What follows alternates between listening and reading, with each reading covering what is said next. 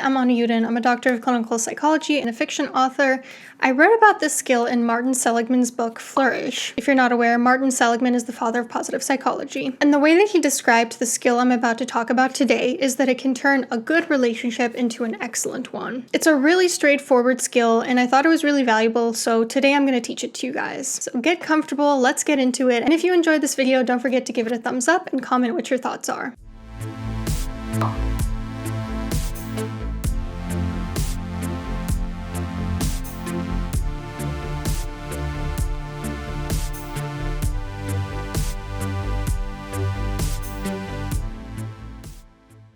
So it's really simple. When you're interacting with someone, ask yourself these two questions. Number 1, how can I make my response more active rather than passive? And number 2, how can I make my response more constructive rather than destructive? So I'm going to explain what I mean by these things, and then me and my husband have some skits for you guys so that you have some real life examples of how this goes down. Starting off with passive. Passive basically means you're not really responsive. You're not really engaged in the conversation. Maybe you have flat affect or uninterested body language that gives off that you would rather be anywhere else. You're not turning towards the other person either physically or metaphorically. If you've heard of Gottman's term turning towards, it means actually directing your attention towards what your partner is asking you to direct your attention towards.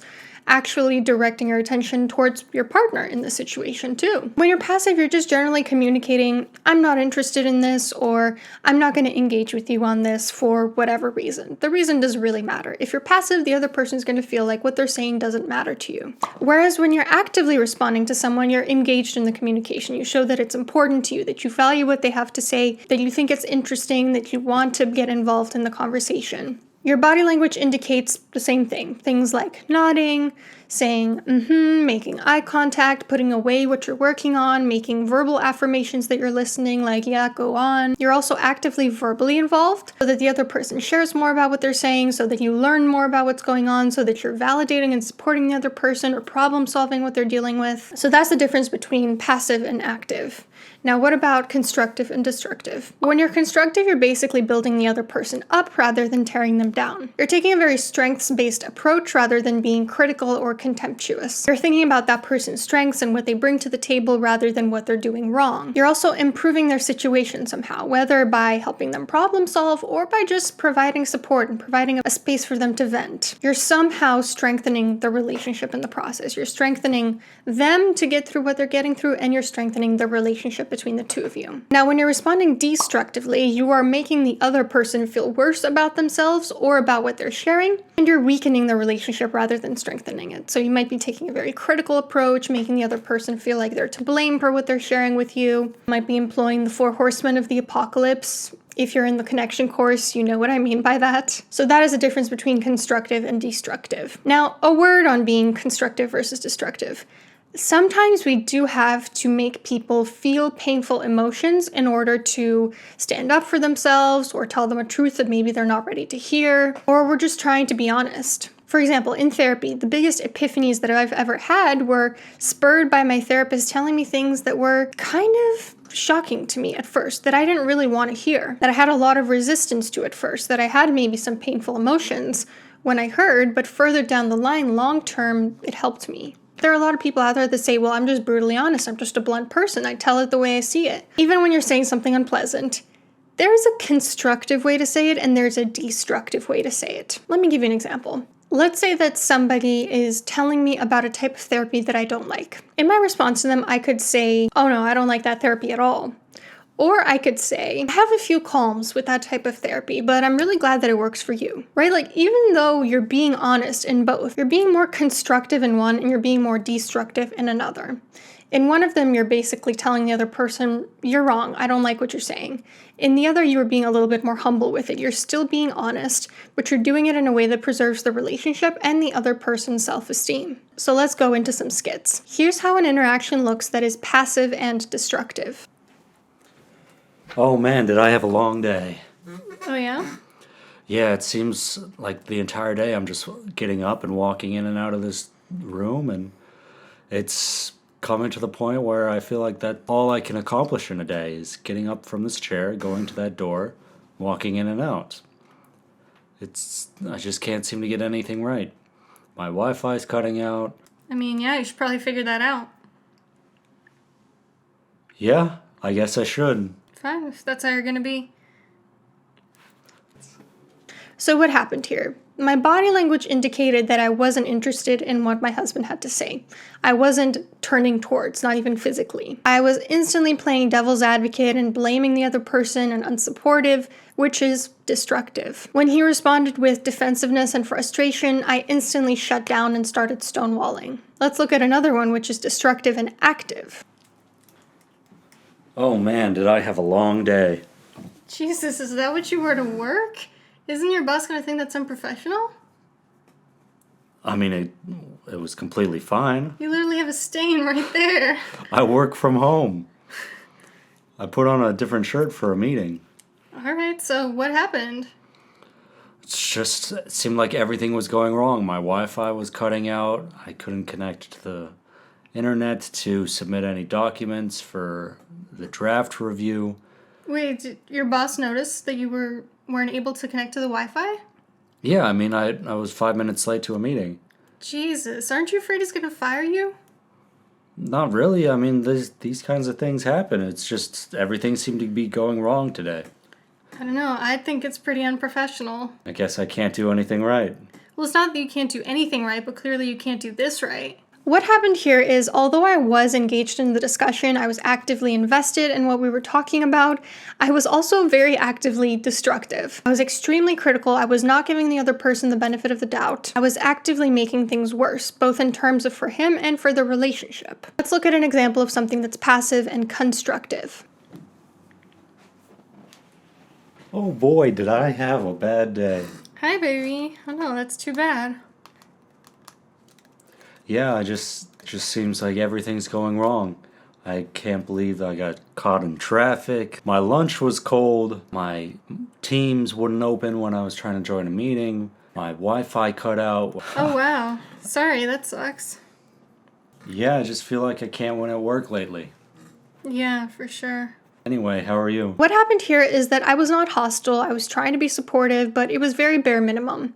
Even a robot could manage those responses. It wasn't very engaged. It wasn't really going very deep. It wasn't bringing a lot of value to the conversation. There was also not much body language to show that I was interested. I was saying maybe the right things on paper in that I wasn't being destructive, but I wasn't helping the person share about themselves or really bringing anything to the table. The conversation moved pretty quickly to something else because while the other person didn't feel unsupported, they also didn't feel leaving like what they had to share was that important, and they didn't get to really dive into it in the way that they deserved to. And there must be some resentment for that, for needing to move on so quickly from something that you wanted to share with somebody else. And lastly, let's look at an example of active and constructive, which is again where you want to be at.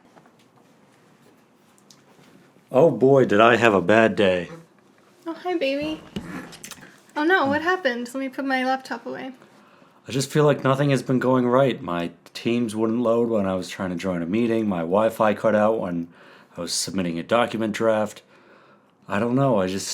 I can't seem to get anything right. I'm sorry. The Wi-Fi's still not fixed? Yeah, I know. I've tried so many different things, but I just can't get it to work.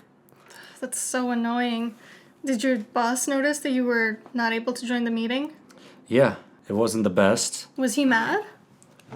He seemed to understand. It wasn't that big of a deal. It's just an inconvenience for my entire day. And Yeah. just any time I tried to do something, there seemed to be a roadblock.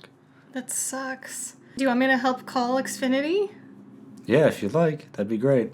Thank you. Yeah, anyway, that sounds really frustrating. Sorry. Yeah, it sucked. Should we get started on dinner? Yeah, let's do it.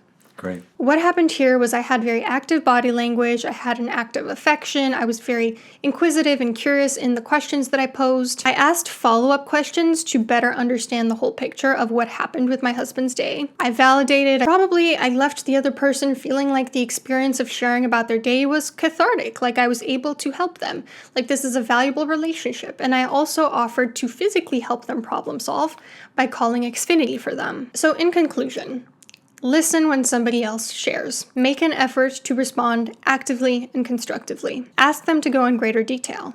Spend time discussing it. Hunt all week long for good events that you can discuss together. In every interaction, ask yourself, how can I respond actively, and how can I respond constructively. Now, if you want a much deeper dive than what we covered here, that is exactly what I created the Connection course for. So let me tell you about it. Connection course contains over 4 hours of lectures, and I'm actually about to add more lectures, 20 pages of handouts, 15 lessons. You also get access to a community forum where you can ask myself and other students questions. This is a course for people who aren't sure how to initiate deeper connection, who aren't good with conflict, who feel like they pick the wrong people to be in relationships with, who struggle to bond with others, who don't know how to end a relationship, and who aren't sure how to healthily express their emotions. So the objectives reflect that. Gain a better understanding of your needs in a relationship, differentiate between healthy, unhealthy, and abusive relationships, understand the 3 ingredients of love and how to cultivate them, develop healthy communication skills, make steps towards achieving a more secure attachment, learn about healthy boundaries, understand why and how to keep your relationship positive, apply valuable emotion regulation skills, learn the 4 relationship killers and their antidotes,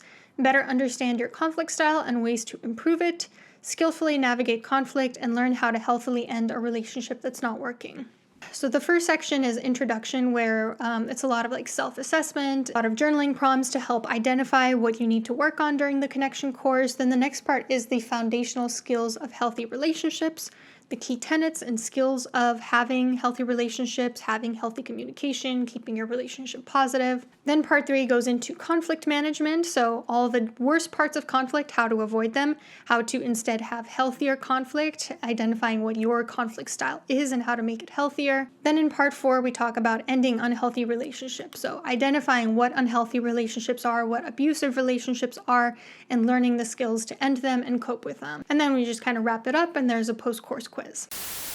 Oh boy, did I have a bad day. Oh boy, did I have a bad day. Oh man, did I have a long day. Oh man, did I have a long day.